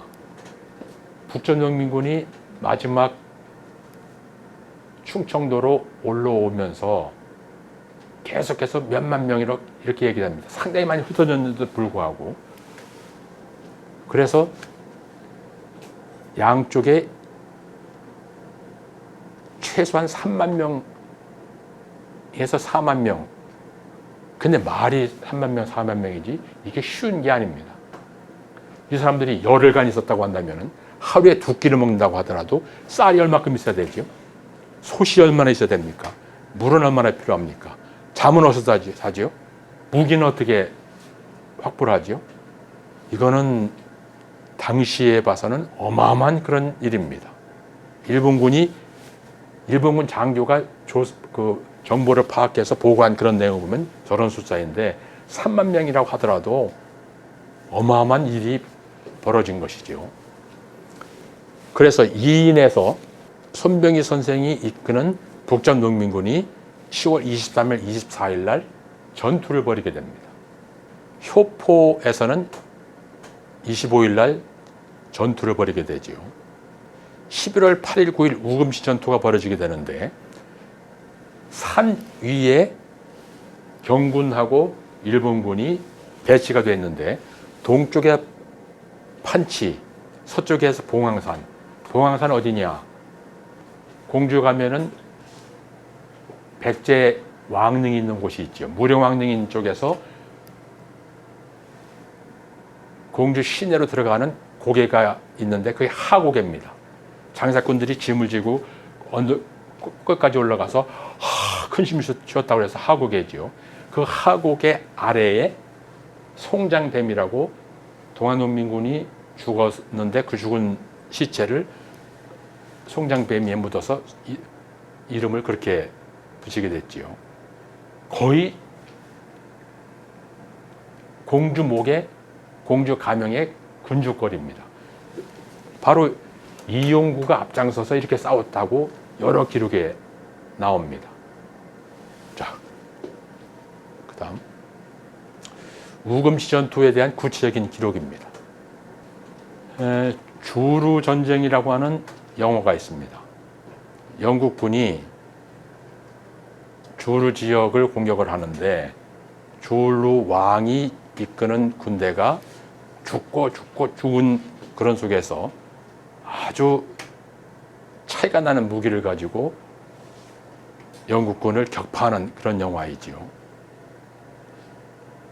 거의 비슷한 시기에 조선에서 우금치 전투가 벌어진 것이다. 제국주의 국가가 세계 각 지역을 식민지, 반식민지로 지배하고 있던 시기에 침략당한 지역 주민이 나서서 적극적으로 목숨을 내놓고 싸웠던 그런 전투, 그 대표적인 전투가 우금치 전투였다 하는 겁니다. 자, 이건 세계사적인 면에서 봐야 되지. 이거를 1894년에 있었던 조선의 어떤 작은 사건으로 봐서는 안 된다 하는 것이죠. 자, 이 당시에 일본군 소비 탄약이 1차 보고에 500발, 2차 보고에 2000발, 조선군은 훨씬 많은 탄약을 썼습니다. 그런데 일본군은 100발 100중이라고 일본에 돌아가서 기록에 남깁니다. 전투가 여러 지역에서 벌어지는데 왜 벌어졌느냐? 한겨울에 아무것도 가릴 것도 없고 나뭇잎이 다 떨어진 산 위를 뻗어시 서서 공격합니다. 위에서 은폐해서 겨냥해서 쏘는 그 총에 100발 100중으로 맞아 죽은 것이죠. 그러면 거의 다 저 숫자대로 죽었다 이렇게 봐야 되겠죠.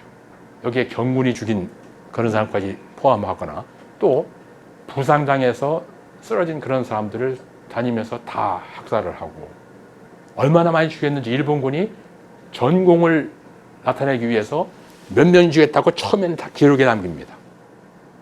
그런데 어느 정도 되니까 너무 많이 죽이니까 후환이 두려웠던 모양입니다. 갑자기 숫자를 확 줄입니다. 그러다가 끝자리가 몇십 몇 명까지 나가야 되는데 몇십 명 단위로 공이 붙습니다. 헤아리지도 않았다는 것이 있고 또 그 헤아렸다가는 나중에 국제 문제가 돼서 외교 문제가 돼서 큰일이 벌어진다 해갖고 그걸 감춘 것이죠.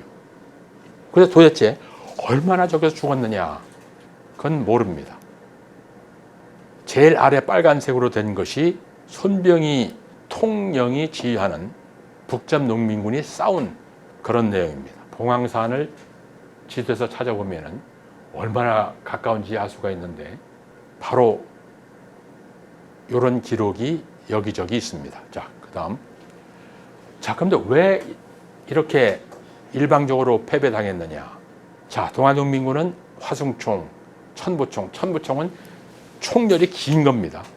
멀리 쏘기 위해서 총열이 길게 해서 화약을 많이 놓고서 쏘는 것이죠. 천부까지 나간다고 해서 그랬는데 이런 총을 여러 개를 갖고 있었습니다. 정읍에 만드는 동상 부주에 이 자료를 주었더니 총열이 긴 것이 나올 겁니다. 가서 보시면은 아 이게 천부총이다 이렇게 아시면 됩니다.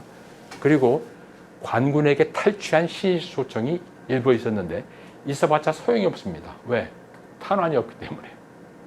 홍계훈이 가져왔던 기관총을 전주에서 탈취했는데 아무짝에 쓸모없었고 갖고 다니기 힘들었다가 뺏겨버렸습니다. 왜? 한 번 쏘면 탄환이 몇천 발이 확 나가야 되는데 어디서 탄환을 구합니까? 대포? 어느 쪽도 대포를 쏜 적이 없습니다. 부식대포는 농민군이 쏜 기록이 있는데 별 효과가 없었습니다.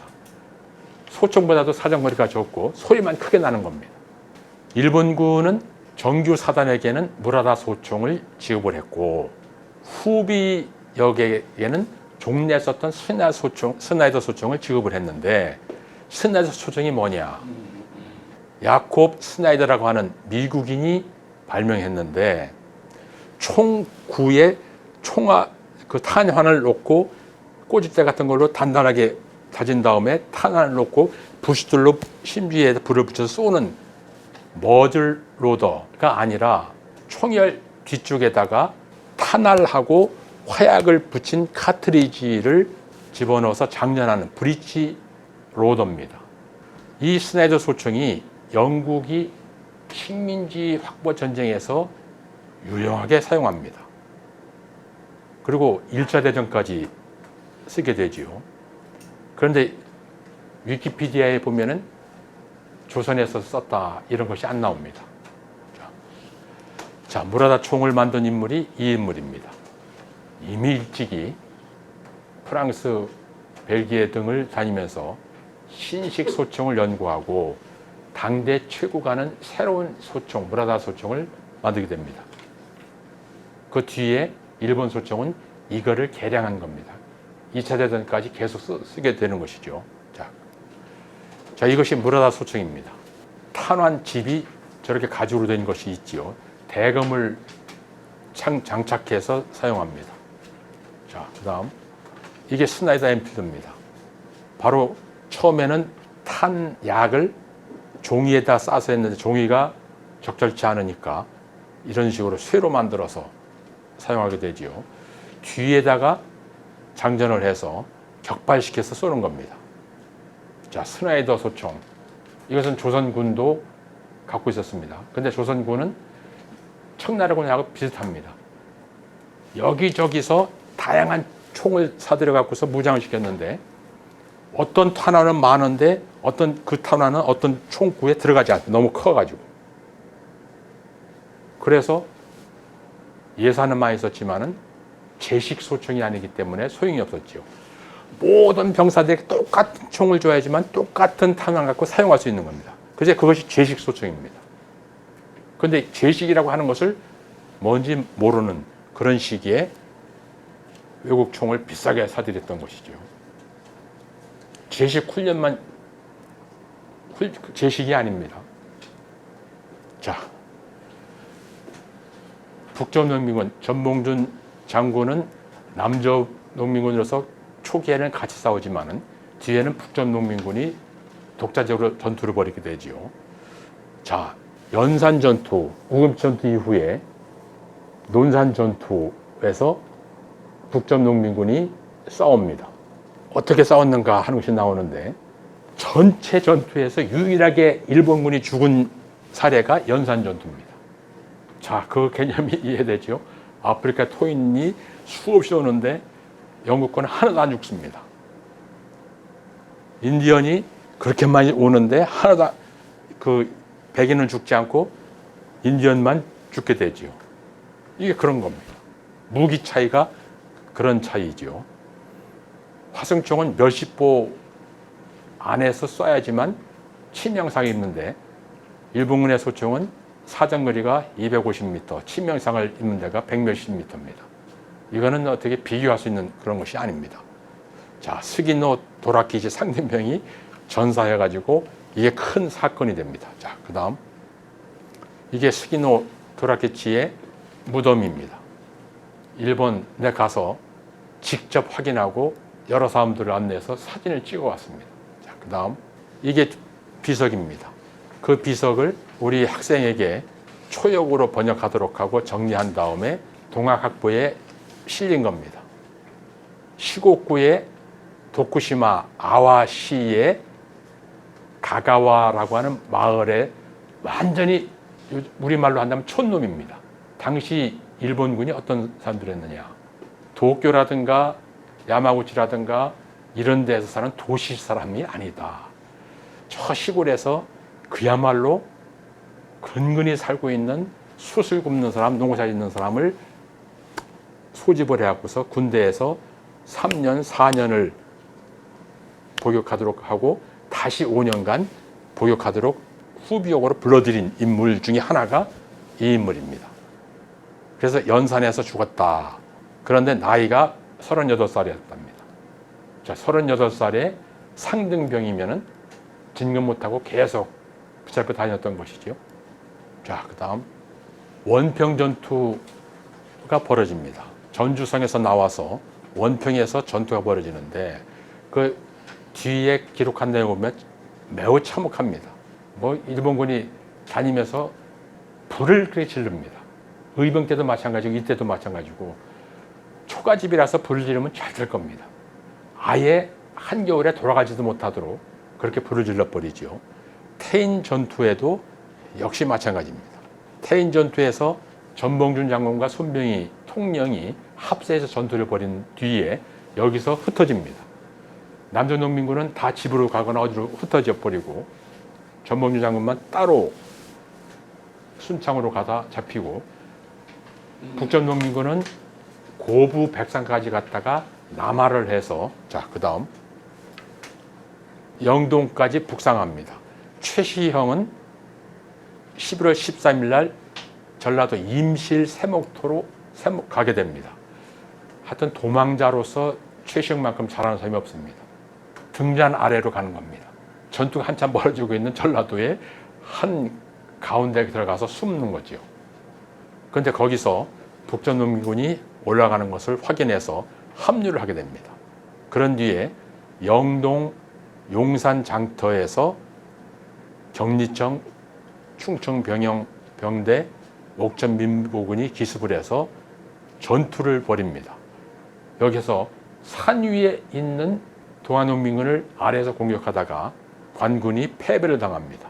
자, 아래 보면은 문바위에서 신사댁 문전을 가본 즉 신사가 즉 최시형이 살던 집은 다 불에 타버렸다. 일본군이 태워버린 겁니다. 자, 그 다음 청산 객관에 전패를 제거했다는데 이 전패가 매우 중요한 거죠. 그 객관에다가 전자라고 써가지고 관료들이 나가고 들어갈 때 거기다 절을 하게 되십니다. 왕을 상징하는 겁니다. 이거 없애면은 처형이 됩니다. 이거를 동아농민군이 나중에는 없애버렸죠. 다른 데서 그런 짓이 없습니다. 이미 상황이 달라진 것이죠. 자, 그 다음 보은 북실 전투가 손병희, 최시형이 지휘했던 북전농민군이 마지막에 가장 크게 패배를 당한 겁니다.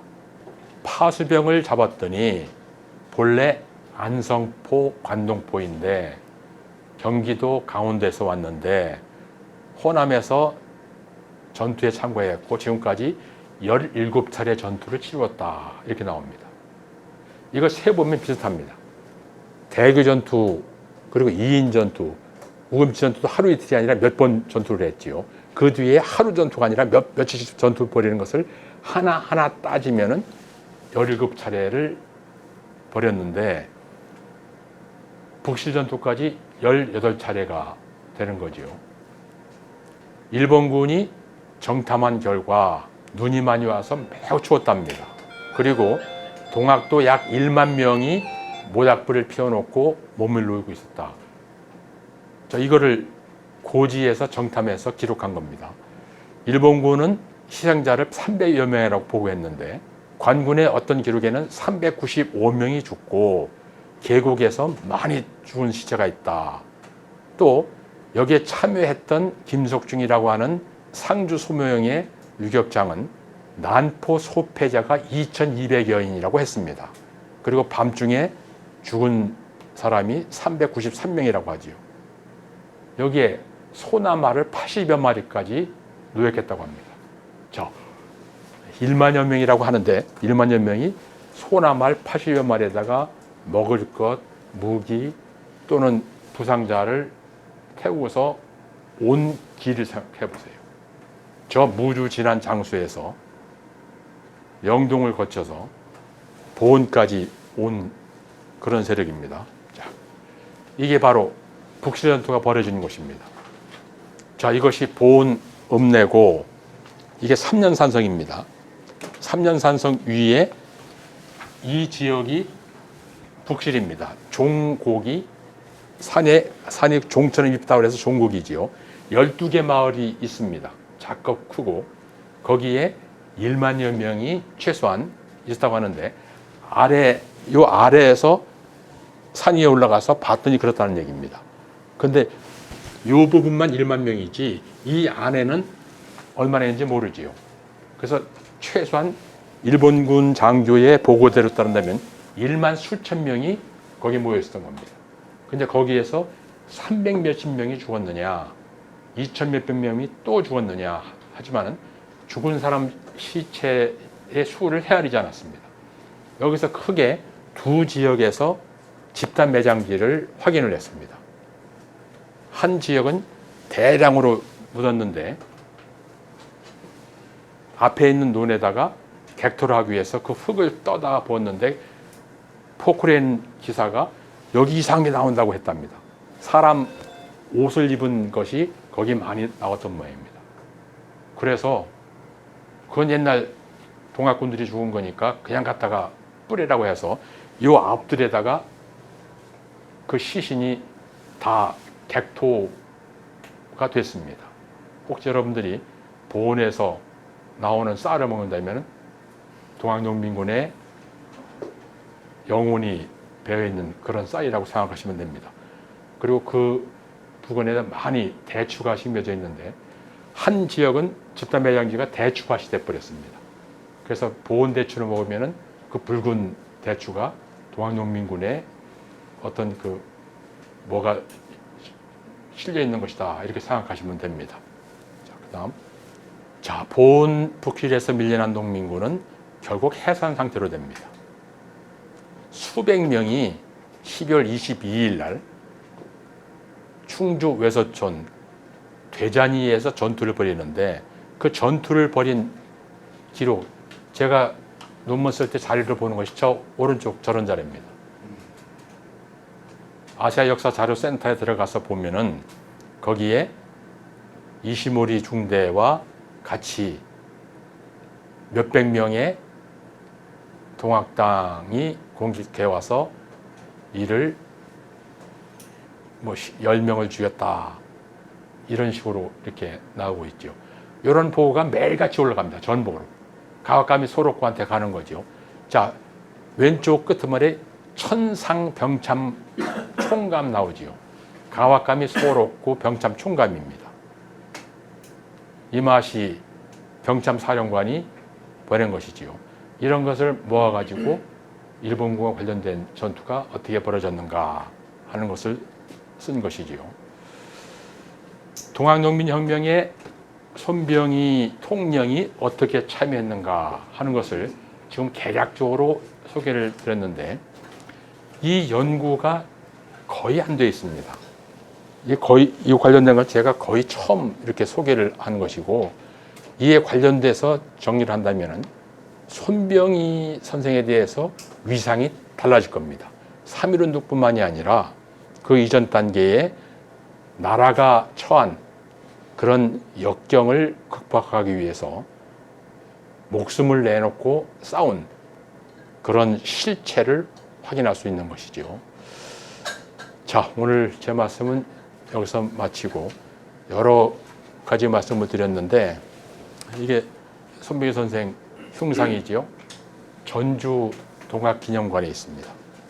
자, 그리고 이게 대주리에 있는 동상입니다. 결국 위인들의 행적, 역사적인 의미, 이것은 이런 그 조형물로 우리에게 전달이 되지요. 근데 이 조형물만 갖고선 전혀 그런 어떤 인물이다 하는 것이 나오지가 않지요. 그래서 정읍에서 만든 전봉준 장군과 동학농민군 행군상이 갖고 있는 의미는 아주 다릅니다.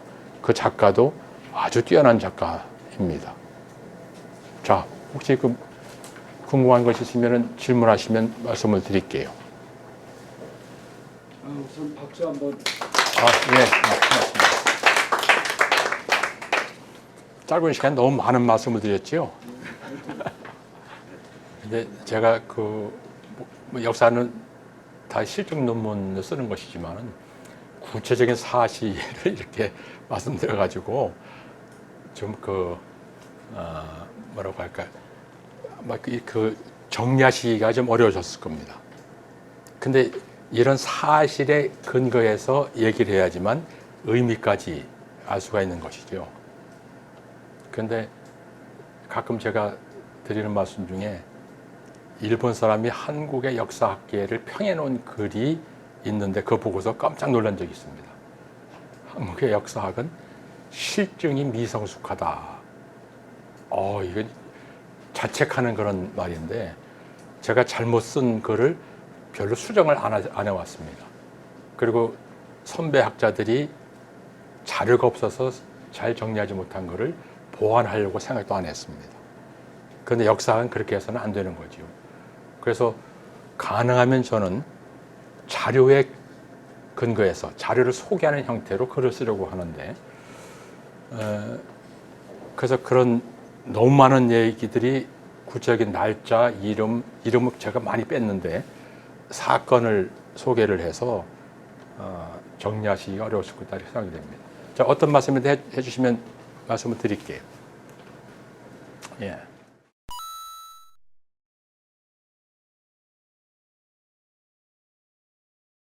대잔이 전투 이후에 최시영, 손병희 또 여러 인물들이 강원도 지역으로 가서 숨어 지냅니다. 그러다가 최시영은 체포돼서 서울로 붙잡혀 가고, 손병희 선생은 잡히지가 않습니다. 왜 그러냐면은 같이 모일 수가 없죠. 의심을 받게 되니까. 그래서 따로따로 있었고, 특히 여주나 광주 이쪽에 있는 동학 도인들이 쌀이라든가 돈이라든가 그걸 마련해서 공급을 해 주었는데, 그것을 알게 된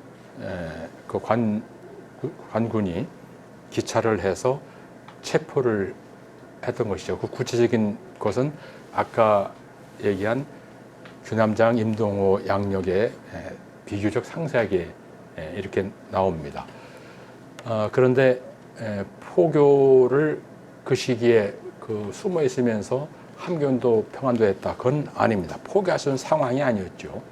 그런데 그 다음에 1895년이 되고 그 몇 년 뒤가 되면은 이제 상황이 달라지게 됩니다. 을미사변이 벌어지게 되니까 이제 가보년에 있었던 이 문제는 되게 큰 문제가 아니게 된 겁니다. 그리고 전라도라든가 충청도라든가 이 지역에서 그 감사가 또 그 뒤에는 이제 관차사로 이름이 바뀌게 되는데 추적해서 체포 처형한 사람들이 있었지만은 그것이 그렇게 이루어질 그 상황이 아니게 되죠. 그런데 일본으로 망명을 하고 난 뒤에 그 시기가 되면은 국내에서 좀 다른 움직임이 있게 됩니다. 동학에 꽤 많은 사람들이 들어가서 활동하게 이렇게 되는 것이지요. 그런데 그 시기라든가 그것은 뭐 이미 여러 연구에서 나와 있으니까 확인할 수가 있는데 황해도 평안도 지역에 집중이 됩니다. 본래 교주는 가장 큰 세력이 있는 데에서 나오게 되는 것이지요. 그래서 경상도에서 시작된 동학은 교조 최재우가 처형된 뒤에 최시영이 있게 되고, 최시영이 처형된 뒤에는 손병희가 있게 되지요. 그래서 그것이 예전에 우리가 하는 것처럼 의발을 전수해서 그 모든 권한을 위임했느냐, 그런 상황은 아닙니다. 그 다음에 가장 큰 조직과 영향력이 있는 사람이 대를 잇게 된 것이 아닌가, 이렇게 생각이 되는데, 손병희 이후에는 바로 예산의 박인호가 또 교주가 되는 거지요. 그래서 충청도 지역이 그래도 그 가장 큰 세력을 갖고 있었던 그런 것으로 보이는데, 그런데 황해도 평안도 지역은 그 나라가 망한 이후에 갑진 개혁이라고 이렇게 하는데 천도교로 바꾸고 난 뒤 세력이 커지는 것처럼 이렇게 보입니다. 이미 갑오년 이후에 동학은 여러 작은 교단으로 나눠지거나 또는 계파로 나눠지거나 또 여러 이름으로 불리는 그런 식으로 쪼개지게 되죠. 그런데 그것을 재건한 인물이 손병희이고, 그 손병희 천도교에 그 세력이 들어오게 되는데, 제가 지역을 다니면서 조사하는 걸 보면은 정말 대단했던 것 같습니다. 1910년대에 들어와서 천도에 갖는 그런 위상은 다른 것이죠. 당시 식민지 조선에서 지식인 또는 교육, 출판, 언론을 담당했던 상당한 그런 대표적인 인물들이 이 천도교 계통입니다. 그래서 오늘 아까 이렇게 오다 보니까 신숙의 무덤이 여기 있다 하는 것을 보고 왔는데, 바로 그 3.1운동 이후에 임시정부가 세워지게 될 때 그 천도교의 그 대표로서 신숙이 그 상해로 가게 되고 활동을 이렇게 펴게 되는데, 그런데 그것은 상황이 달라질 때 일이지, 갑오년, 을미년, 그리고 을미년 이후에 최시영이 체포되던 그런 시기의 그런 상황은 아닙니다. 그런데 여러 가지 정황을 보면은 왜 그랬을 것인가 이해는 됩니다. 이제 유학은 그 힘을 잃은 지가 오래됐죠. 과거를 폐지하고 난 뒤에 유교 경전을 공부해도 관리로 출세할 수가 없게 됩니다. 그래서 전국에 있는 서원, 향교, 이미 서원은 철폐된 지 오래됐고 향교도 힘을 잃게 되고, 또 그래서 서당이 만들어지게 되고, 또 서당을 탄압하게 되니까 강당이라고 해서 한학을 공부하는 사람들이 여기저기 거기서 공부를 이렇게 하게 되지요. 불교 역시 이전에 세력을 잃게 됩니다. 그런 시기에 신학문을 배운 사람들은 새로운 서양 종교, 기독교에 들어가서 활동을 하게 되는데, 그렇지 않은 그런 많은 사람들은 어땠을 것인가. 바로 그 집단 활동을 하거나 또는 이런 교라고 하는 것에 관심을 갖고서 거기에 그 참여하려고 하는 그런 사람들이 다시 천도교를 그 부활시키는데 크게 그 기여한 것이 아닌가 싶지요. 그래서 천도교 관련된 얘기는 이쪽 공부하는 그 이후에 공부하는 사람하고 이쪽 그 가보년 당시 공부하는 사람하고 잘 연결이 안 됩니다. 이쪽 완전히 다른 세계에서 그 있던 상황을 조사하고 가보년 이전은 완전히 또 다른 세계의 일인 것이죠. 하여튼 이쪽 내용은 제가 잘 모르기 때문에 적합한 대답이 아닌 것처럼 보이지만 이 정도로 이렇게 말씀드릴게요.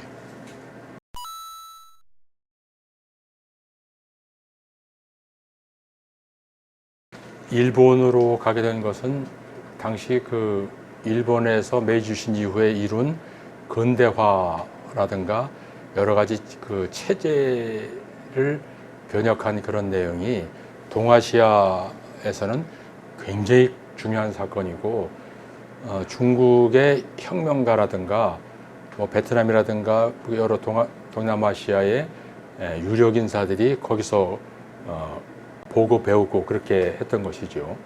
그래서 그것은 그 시점에서 본다면은 일본에 가서 목격한 것 자체는 매우 중요한 것이었다.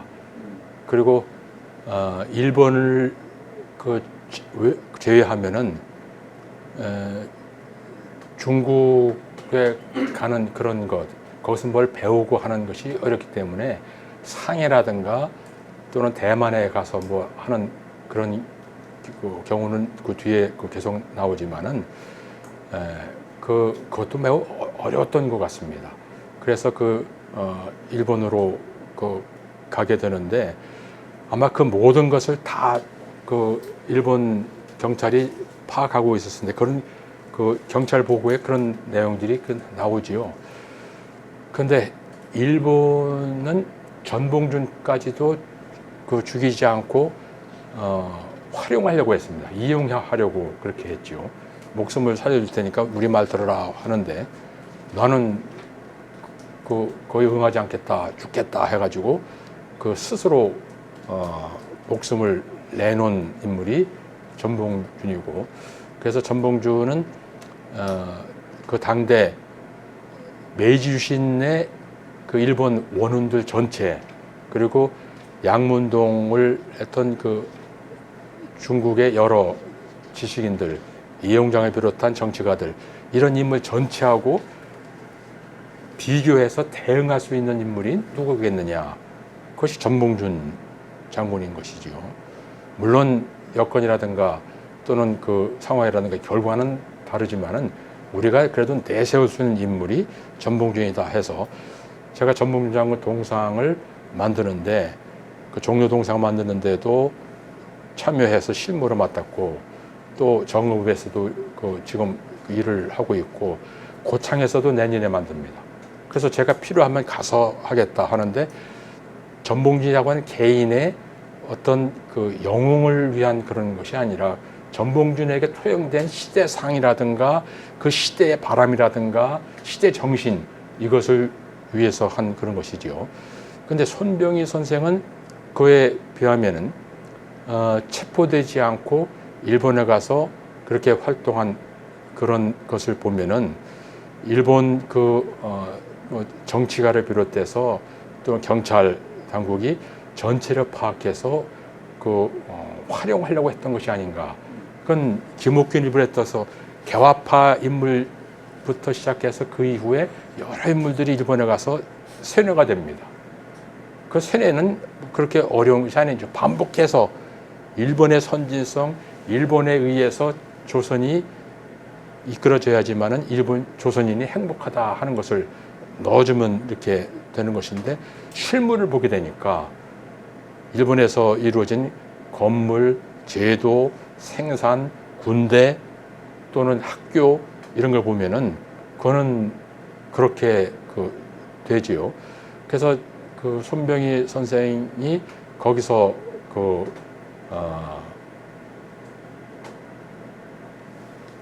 러일 전쟁 당시에 동학 조직을 이용해서 지원을 해주겠다 하는 것인데 왜 그랬는가? 그 상황을 보면은 이해할 수 있는데 오늘날 시각에서 본다면은 그거는 꼭 그건 옳은 게 아니다.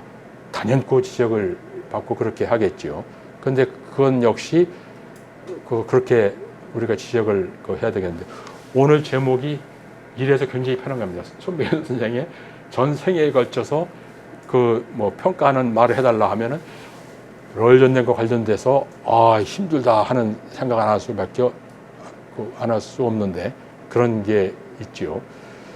그리고 국내에 돌아와서 이용구가 일진회를 만들어서 나라를 이용구는 더 많이 나갑니다. 일본에 갔다 왔더니 이건 일본과 협력하지 않고는 이건 조선이라고 하는 나라의 미래를 기약할 수 없다 해가지고 조선인의 행복을 위해서 나라가 없어져 좋겠다. 일본의 그런 예속돼도 좋겠다. 이런 생각을 하게 되지요. 그 아들이 쓴 작은 책을 보면은 그게 절절하게 나오고 지금 그 뒤에까지 그 아들까지도 그거를 버리지 않고 있던 것이 보입니다. 그런데 손병희의 생각은 이용구와는 완전히 달랐다 하는 것을 볼 수가 있는데 그래서 국내에서 그걸 계몽이라고 해야 될지 신지식인 양성이라고 해야 될지 문화개혁이라고 할지 이런 활동을 벌이게 되는데 그런 활동이 오늘날 한국 이런 데 크게 기여를 한 겁니다. 오늘날 주요 대학 지금 중고등학교랄까 그런 것 출판사, 잡지 등등 이걸 보면은 그걸 알 수가 있고 사위인 방정환이 어린이 운동을 벌인 그 결과가 오늘 한국의 어린이가 전 세계 어느 나라에 비해서도 당당하게 인권을 보장받는 그런 속에서 살고 있는 그런 것이죠. 그래서 그런 여러 가지 보면은 한국 사회를 바꾸는데 기여를 해야 되겠다 생각했던 모양인데 근데 그 모든 것은 돈하고 관련되어 있습니다. 돈이 없으면 재정이 없으면 일을 할 수가 없는 것이죠. 그래서 수원회관 짓는 데 관련돼서 꼭 그런 얘기가 나오는데 수원회관을 짓는데 자금을 모으게 됩니다. 제가 다니면서 보면 그거 참 참담합니다. 천도교인들이 매일매일 밥을 먹을 때 숟가락으로 쌀을 덜어내가지고 성미를 모아서 이거를 천도교회에 보냅니다.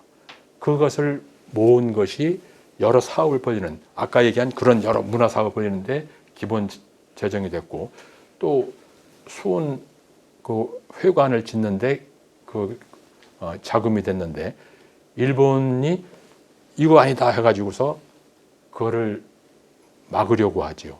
그래서 3.1운동도 일본이 수원회관 짓는데 막으려고 했기 때문에 이에서 반발해서 일어났다 하는데 그건 아주 단편적인 것이고 전반적에서 봐야 됩니다. 그리고 손병현 선생에 대해서 비판하는 그 사람들의 상당수가 아까 얘기했던 그 부인을 더 뒀다든지 그렇게 해서 성미를 얻어서 낸 돈으로 마구 썼다든지 했다든지 그런 게 나오는데 또 그런 큰 사업을 할 때는 이런저런 일이 있는데 총체적으로 봐야 되지 하나 갖고서 전체를 이렇게 평가하면 안 된다 하는 것이죠. 근데 어떤 한 시대를 대표하는 인물로서 손병희 선생은 우리가 지금 잘 평가하고 그래야 되는데 3.1운동이라고 하는 것이 없었으면 그 이후에 우리나라가 독립을 할 만한 그런 민족이다 하는 것을 전 세계인에게 전해줄 수 있었겠느냐. 그 이후에 민족운동이 갈래로 나눠지긴 했지만 그런 식으로 확산이 될 수 있었겠느냐. 그거 생각하면은 이해를 할 수가 있지요. 그래서 손병희라고 하는 인물은 그 전체 전근대 사회에서 근대 동학농민혁명 그리고 그 이후에 여러 개혁운동 그리고 문화운동 그리고 오늘날 한 대한민국이 이렇게 성립 발전하는 데 기여한 이것을 총체적으로 본 그 속에서 이해를 해야 된다 하는 것입니다. 제가 너무 큰 얘기를 했나요? 예, 고맙습니다. 예. 아유, 고맙습니다. 자, 제 말씀 여기서 마치겠습니다. 잘하셨습니다. 아유, 지금 오늘 공부 많이 했어요.